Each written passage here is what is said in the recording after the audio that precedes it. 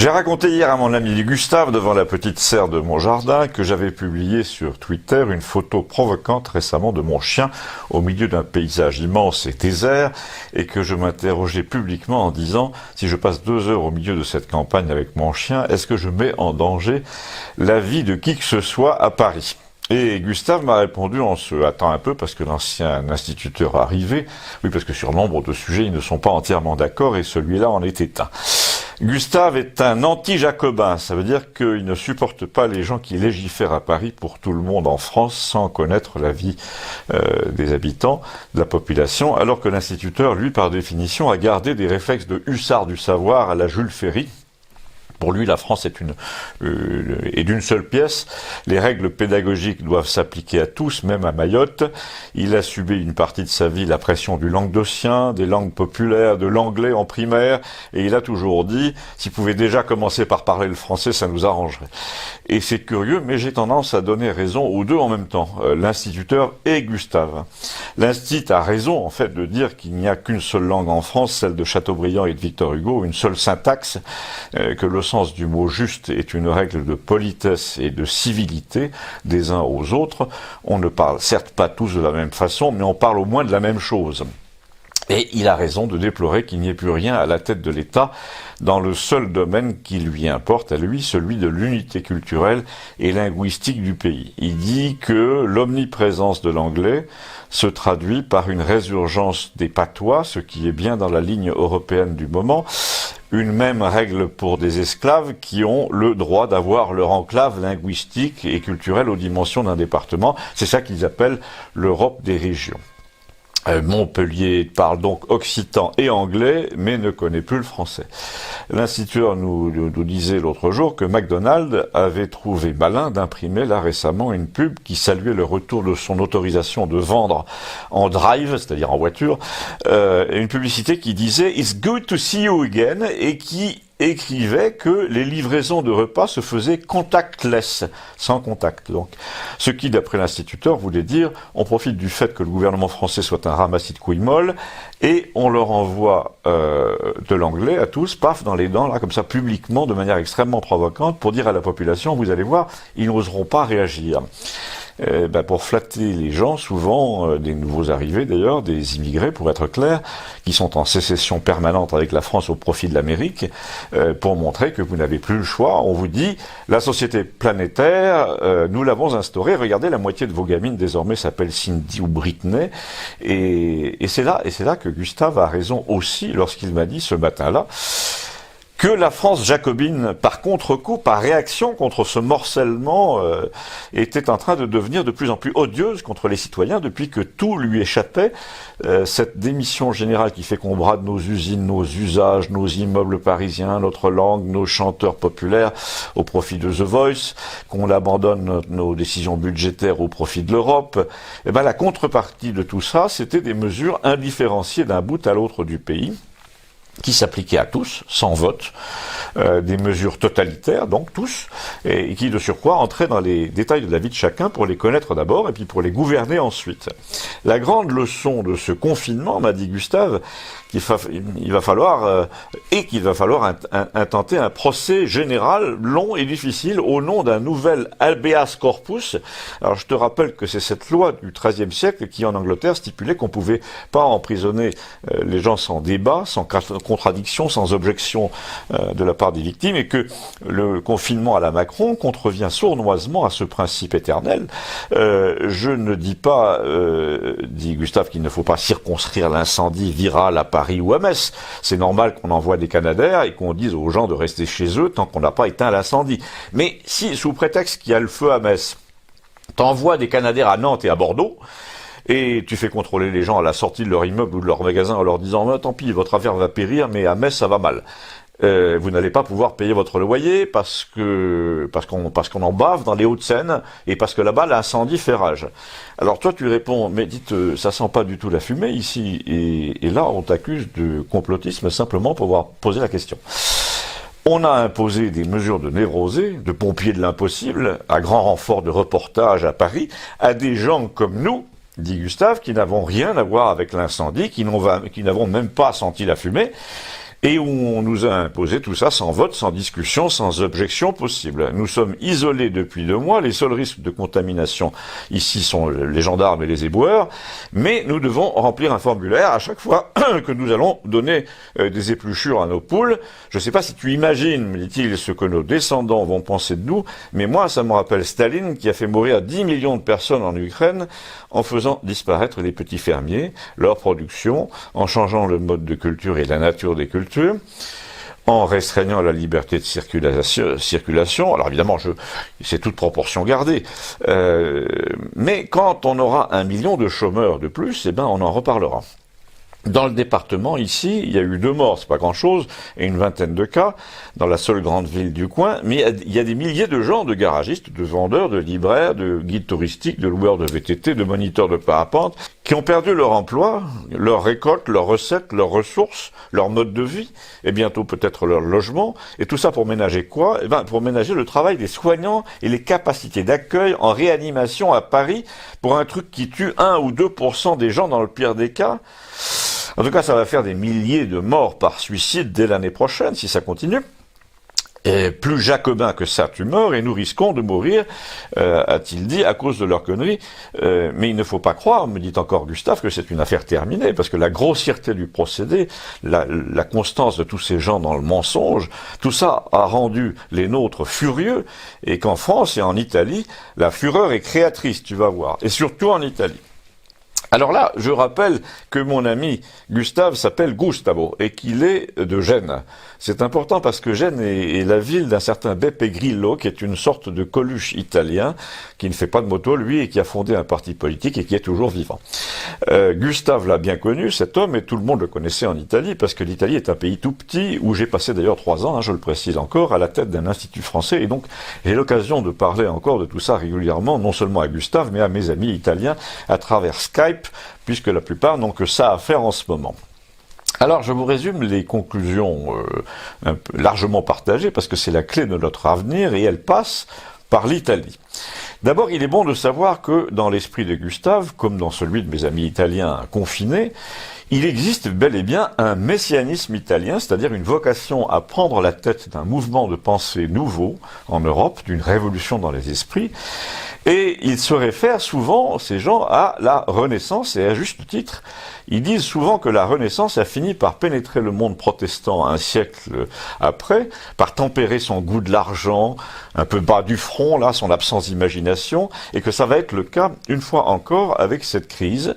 Apparemment, dans les sondages, l'Italie, me dit-on, me disent-ils, est en train de passer à 60% d'anti-euro, et Gustave me le confirme, il me dit, à ton avis, pourquoi ? Parce que l'Europe institutionnelle a montré avec la Grèce, là récemment, il y a 10 ans, de quoi elle était capable, et que les Italiens sont en train de se dire, il n'est pas question de laisser l'Europe des pisse-froids protestants, diminuer les retraites, mettre le pays au régime sec, sous prétexte qu'on vient de lui prêter 25 milliards d'euros, et peut-être d'ailleurs encore demain 25 autres milliards, parce que tu sais qui prête cet argent ? Alors, je lui réponds, la BCE. Oui, mais quand tu le reçois de qui ? Je lui dis, de la BCE. Ah mais non, pas du tout. La BCE le crée, elle crée une dette théorique qui devient réelle parce qu'elle la confie à des banques, et c'est garanti par l'État, et ensuite ce sont les banques qui te pressurent pendant 20 ans ou 50 pour que tu rembourses. Mais comme l'économie réelle, les ateliers, les artisans, les usines, tout ça est quand même très très mal en point en ce moment, et de plus en plus chaque jour, parce qu'on a fait peur aux gens, on leur a dit faites attention, mettez un masque, etc. Et ben l'économie marche de moins en moins bien, et tu vas avoir besoin de t'endetter toujours plus auprès des banques pour garder un semblant de chiffre d'affaires. C'est un peu comme le servage agricole d'autrefois. On te fait travailler comme un dingue et on te pique ta récolte.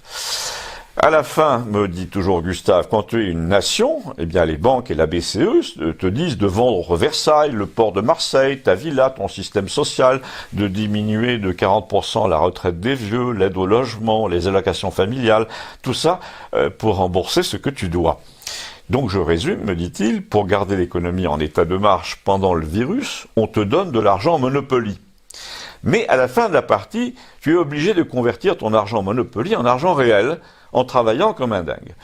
Ou encore pire, tu entres dans un casino, mettons. Le croupier ressemble à Macron, tiens c'est bizarre. Il te dit, on va vous prêter de quoi refaire une fortune à la roulette.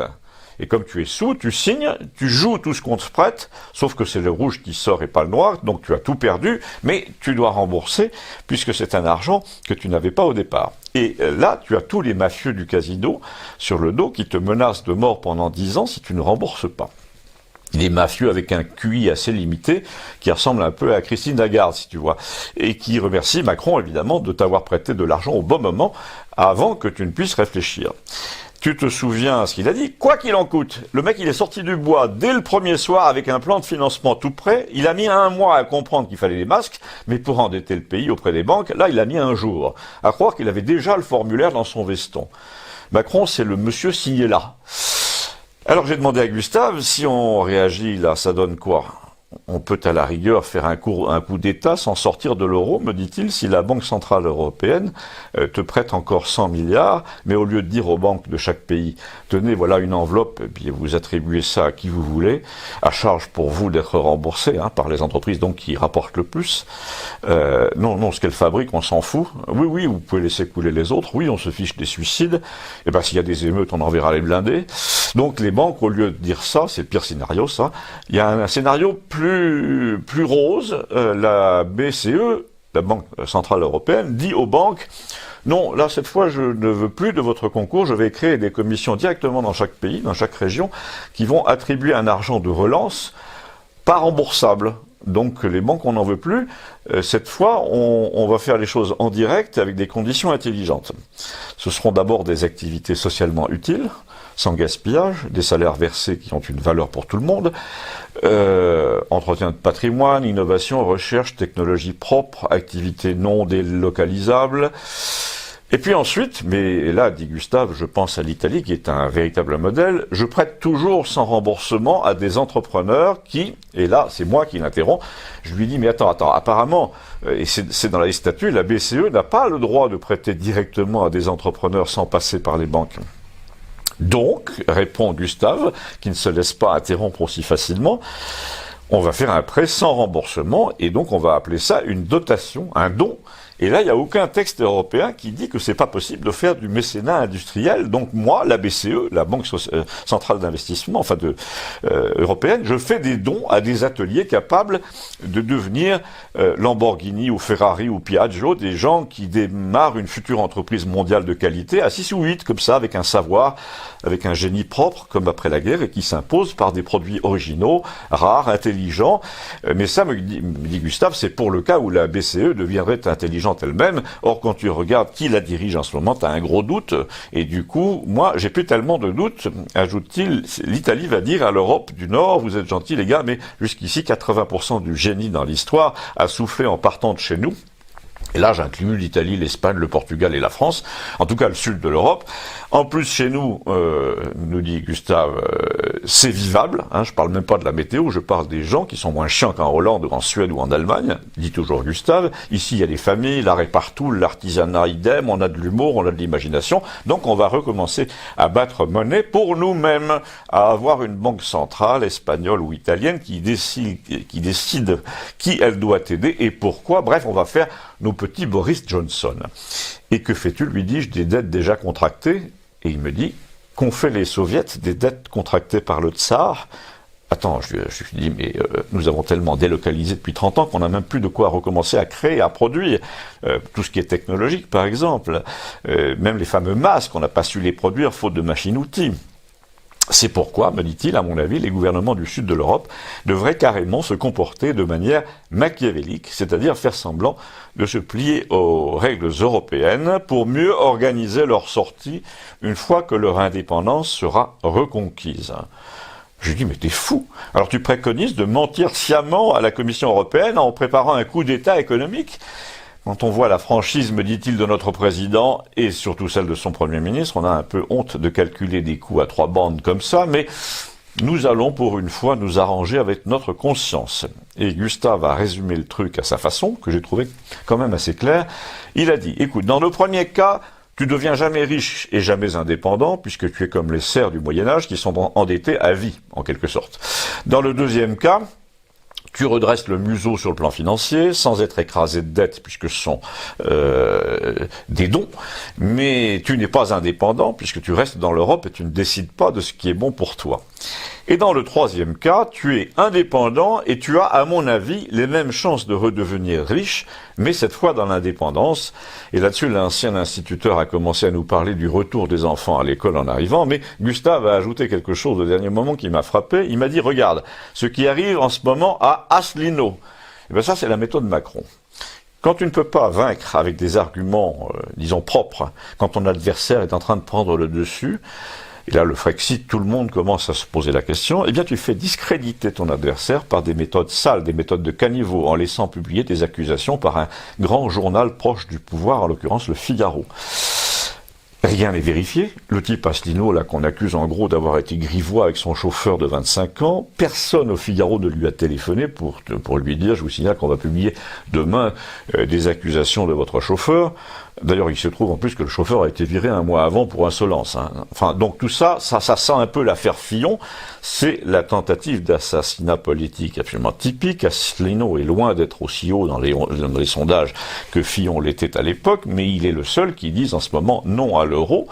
Et apparemment, ça justifie n'importe quelle saloperie contre lui désormais, parce que si l'Italie dit ciao à l'euro, Asselineau va se retrouver en position de force dans l'opinion en France. Donc c'est la panique à l'Élysée. Donc tu l'attaques sur ses mœurs, puisqu'apparemment ils n'ont rien trouvé du côté de l'argent. Et là, l'instituteur a dit, on n'est pas forcé de sortir de l'euro nous-mêmes si l'Italie en sort. Eh ben si, justement, a répondu Gustave, si l'Italie décide de subventionner ses entrepreneurs en lire, tu peux déjà imprimer des francs, hein, et puis le Crédit Agricole et la BNP vont sauter.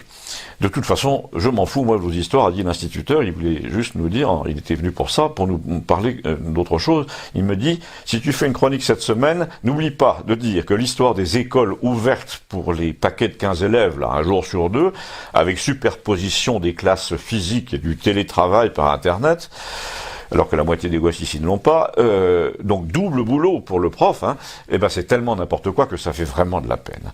Attends, je te décode le truc, me dit-il, je te fais les sous-titres. Alors, donc les sous-titres, il affecte de les lire. Comme le primaire est devenu principalement une garderie pour permettre aux gens d'aller au travail, virgule, sans avoir les gosses sur les bras, on rouvre le primaire, mais comme les enfants des lycées, eux, sont plus grands et capables de s'assumer tout seuls, on ne rouvre pas les lycées puisque les parents n'ont pas besoin de les faire garder pour aller au travail. Et puis, le bouquet de tout ça, c'est pour les masques. Là, on verra bien si on en a. Et puis, le bouquet du bouquet, c'est de toute façon, tout ça est basé sur le volontariat. Ça veut dire, on n'impose rien, comme ça on est responsable de rien dans le cas où tout partirait en couille. Eh bien, je vais te dire, ils veulent le changer, ce Premier ministre, apparemment, mais ça va être dur de trouver un type encore plus couillon que ça. Eh bien, depuis, et en guise de conclusion, nous attendons le remaniement avec curiosité pour savoir si c'est possible. À bientôt, merci.